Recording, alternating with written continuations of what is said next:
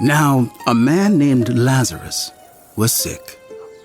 He was from Bethany, the village of Mary and her sister Martha.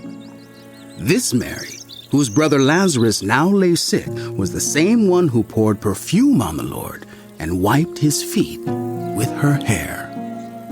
So the sisters sent word to Jesus.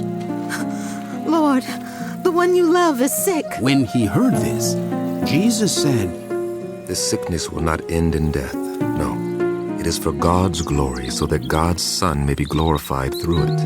Now, Jesus loved Martha and her sister and Lazarus. So when he heard that Lazarus was sick, he stayed where he was 2 more days. And then he said to his disciples, Let us go back to Judea. But Rabbi, they said, a short while ago the Jews there tried to stone you, and yet you are going back. Jesus answered, Are there not 12 hours of daylight? Those who walk in the daytime will not stumble, for they see by this world's light. It is when people walk at night that they stumble, for they have no light. After he had said this, he went on to tell them, Our friend Lazarus has fallen asleep, but I am going there to wake him up. His disciples replied, Lord, if he sleeps, he will get better. Jesus had been speaking of his death, but his disciples thought he meant natural sleep. So then he told them plainly, Lazarus is dead, and for your sake, I am glad I was not there, so that you may believe. But let us go to him. Then Thomas, also known as Didymus, said to the rest of the disciples, Let us also go, that we may die with him. On his arrival, Jesus found that Lazarus had already been in the tomb for 4 days. Now Bethany was less than 2 miles from Jerusalem, and many Jews had come to Martha and Mary to comfort them in the loss of their brother. When Martha heard that Jesus was coming, she went out to meet him, but Mary stayed at home. Lord, Martha said to Jesus, Lord, if you had been here, my brother would not have died. But I know that even now, God will give you whatever you ask. Jesus said to her, Your brother will rise again. Martha answered, I know he'll rise again in the resurrection at the last day. Jesus said to her, I am the resurrection and the life.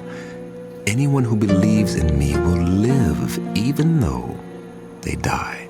And whoever lives by believing in me will never die. Do you believe this? Yes, Lord. she told him.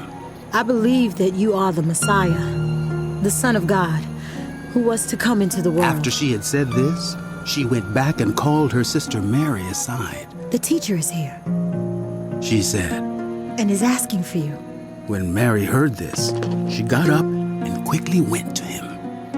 Now, Jesus had not yet entered the village, but was still at the place where Martha had met him. When the Jews who had been with Mary in the house comforting her noticed how quickly she got up and went out, they followed her, supposing she was going to the tomb to mourn there. When Mary reached the place where Jesus was and saw him, she fell at his feet and said, Lord, if you had been here, my brother would not have died.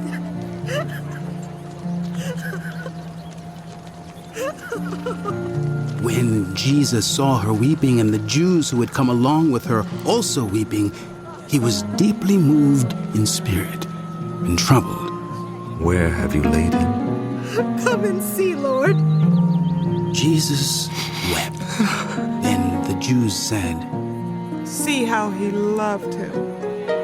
but some of them said, Could not he who opened the eyes of the blind man have kept this man from dying? Jesus, once more deeply moved, came to the tomb. It was a cave with a stone laid across the entrance. Take away the stone. He said, But, Lord, said Martha, the sister of the dead man. by this time there is a bad odor, for he has been there 4 days. Then Jesus said, Did I not tell you that if you believe, you will see the glory of God? So they took away the stone. Then Jesus looked up and said, Father, I thank you that you have heard me. I knew that you always hear me. But I said this for the benefit of the people standing here, that they may believe that you sent me.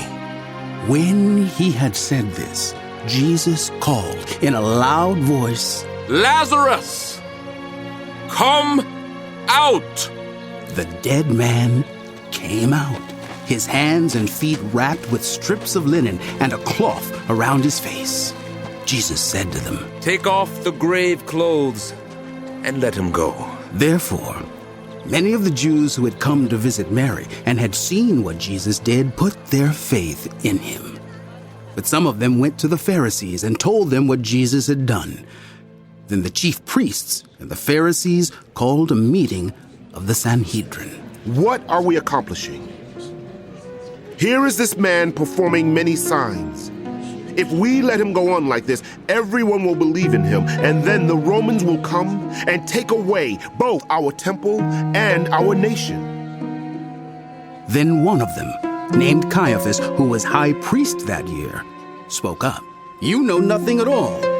You do not realize that it is better for you that one man die for the people than that the whole nation perish. He did not say this on his own.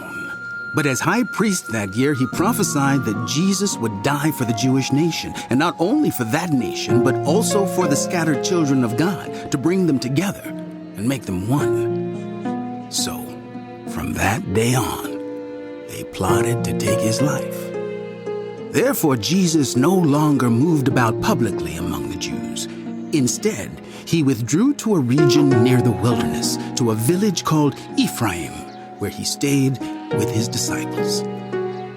When it was almost time for the Jewish Passover, many went up from the country to Jerusalem for their ceremonial cleansing before the Passover.